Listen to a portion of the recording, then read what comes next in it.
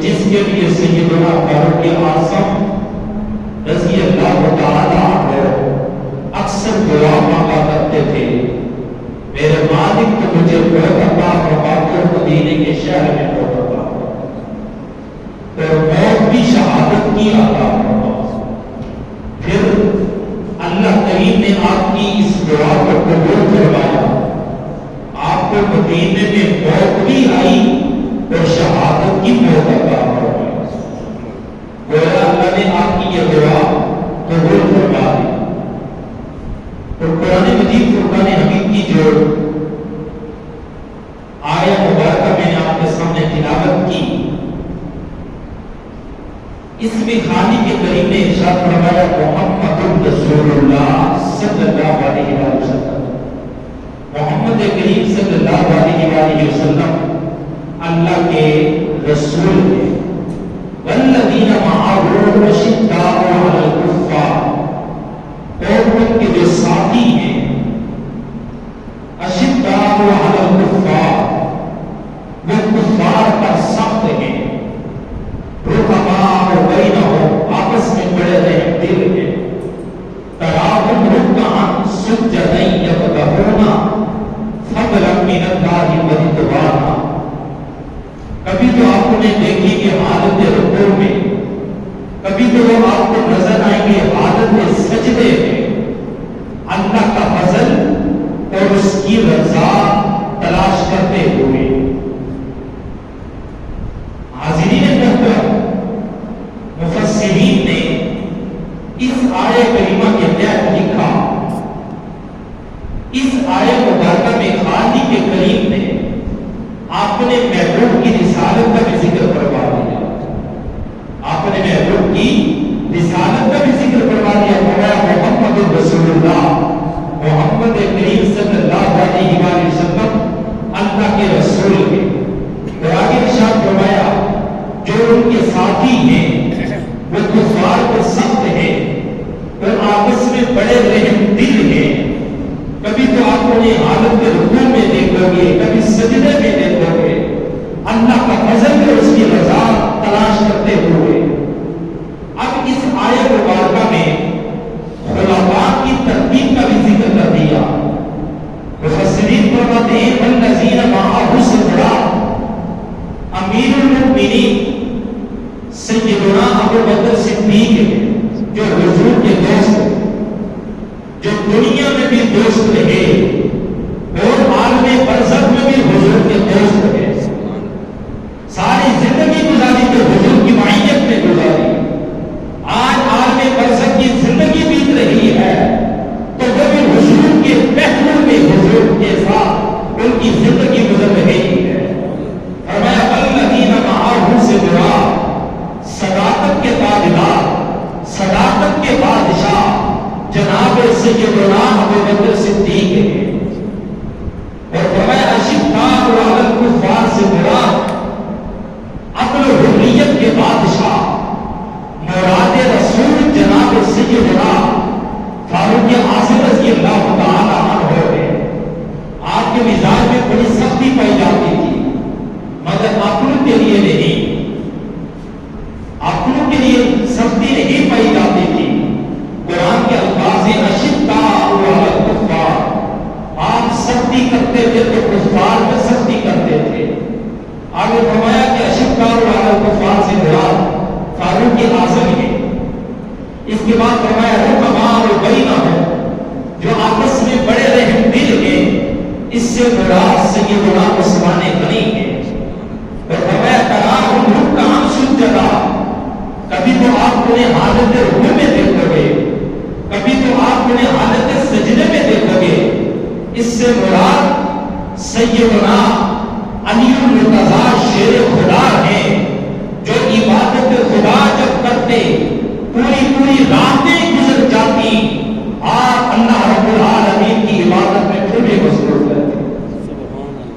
اور اس آیت مبارکہ پہ اگر غور کریں تو وہ جو خلفاء کی ترتیب ہے کہ پہلے نمبر پہ حضرت ابو بکر صدیق، دوسرے نمبر پہ فاروق اعظم، تیسرے نمبر پہ عثمان غنی، چوتھے نمبر پہ علی المرتضی، جس انداز سے حضور کے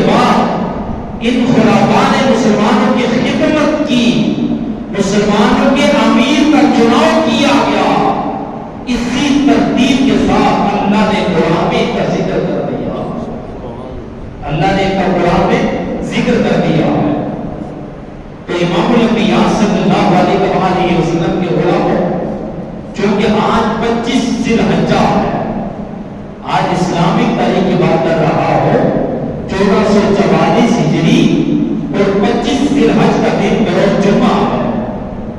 26 ذی الحجہ کو سیدنا فاروق اعظم رضی اللہ تعالی عنہ آپ نماز پڑھا رہے ہیں، آپ پر حملہ کیا گیا، زخم گہرے آگے۔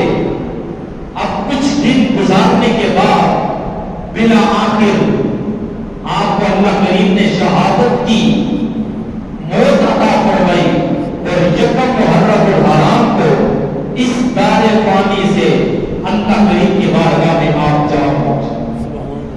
اور آج کے مختصر سے خطبے میں آپ کی شان، آپ کی فضیلت کے عنوان سے چند گزارشات آپ لوگوں کی سماعتوں کی نظر کرنا چاہتا ہوں۔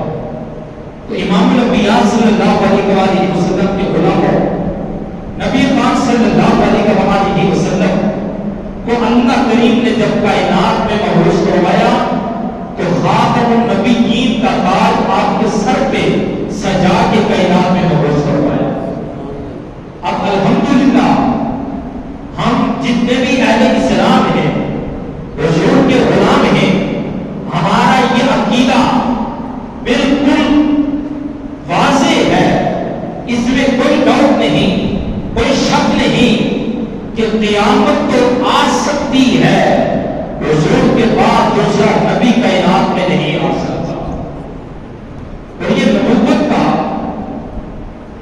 تمام اہل اسلام 1400 صدیوں کے جتنے بھی بزرگان دین گزر گئے، جتنے محدثین گزر گئے، سب کا اس بات کا اجماع ہے، کسی بھی دور میں، کسی بھی وقت میں، کسی بھی رنگ میں، کسی بھی انداز سے اگر کوئی آگے نبوت کا دعویٰ کرتا ہے، وہ کاذب تو ہو سکتا ہے، وہ جھوٹا تو ہو سکتا ہے، وہ فراڈی تو ہو سکتا ہے، لیکن وہ نبی نہیں ہو سکتا۔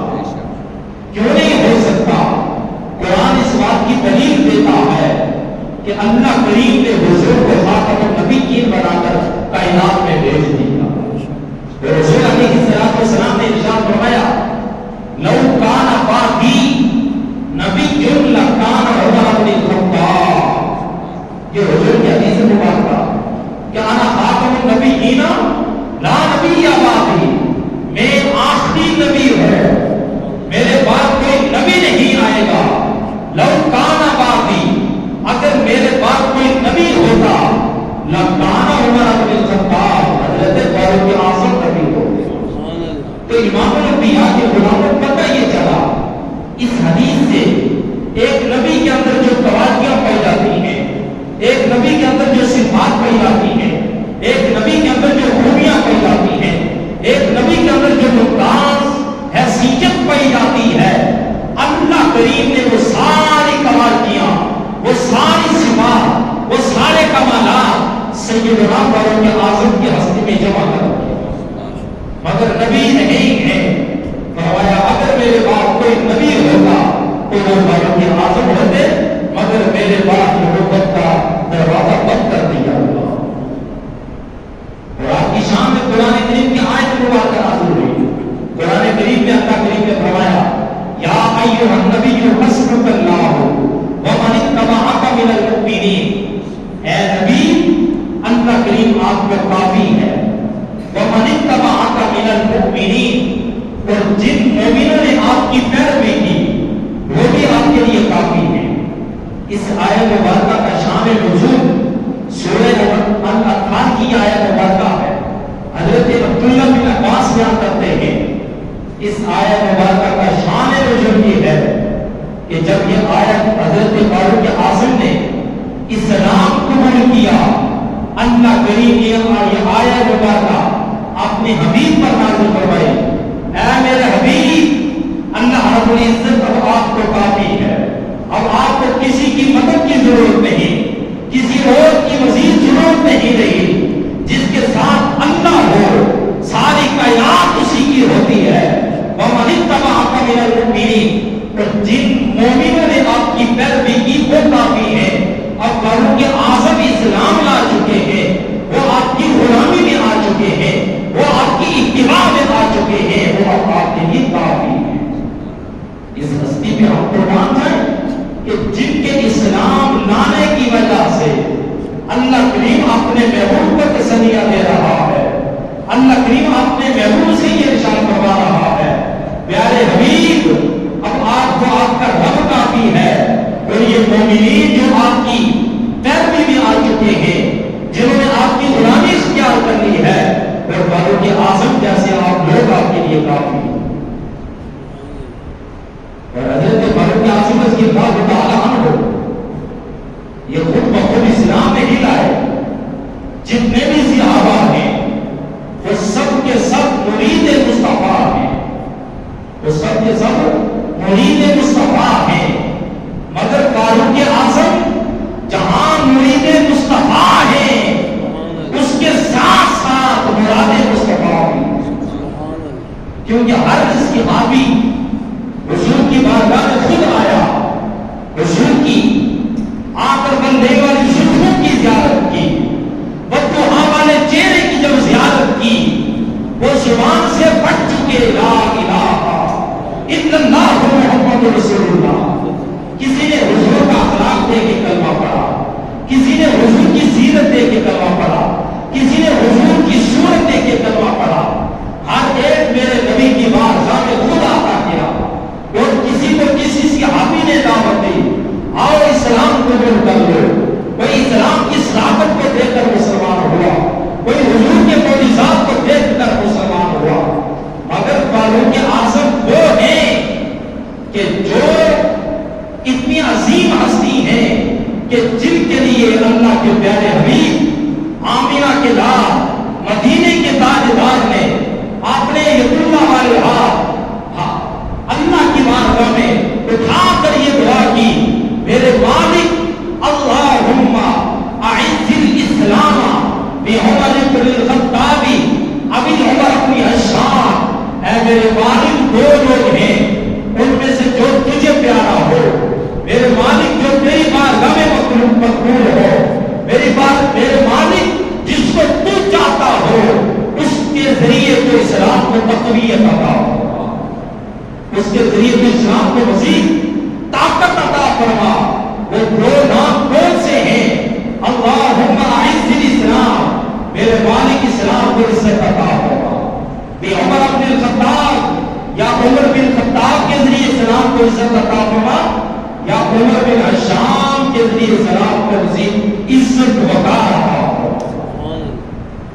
یہ اب پتہ چلا کہ حضور علیہ السلام کی یہ دعا ہے, اس لیے ان کو مراد رسول کہا جاتا ہے. جب دیکھا کہ اسلام دن ب دن پھیل رہا ہے, سارے مکہ اسلام کو جتنی روکنے کی کوششیں کرتے ہیں, اسلام کو مٹانے کی کوششیں کرتے ہیں, اسلام کی طاقت میں مزید اضافہ ہو رہا ہے, افرادی قوت بڑھ رہی ہے. ایک دن فاروق اعظم رضی اللہ تعالیٰ عنہ بڑے جلال میں گھر سے نکلتے ہیں تلوار لے کر کہ آج میں بانی اسلام کا سر تن سے جدا کر دوں گا. جب کسی پارٹی کا سربراہ ہی نہ ہوگا وہ پارٹی مزید آگے نہیں چل سکے گی, وہ تنظیم مزید آگے کام نہیں کر سکے گی. آج میں جڑ سے اسلام کا خاتمہ کرنے کے لیے جا رہا ہوں. مگر کسی کو کیا پتا, قدرت کو کچھ اور منظور تھا.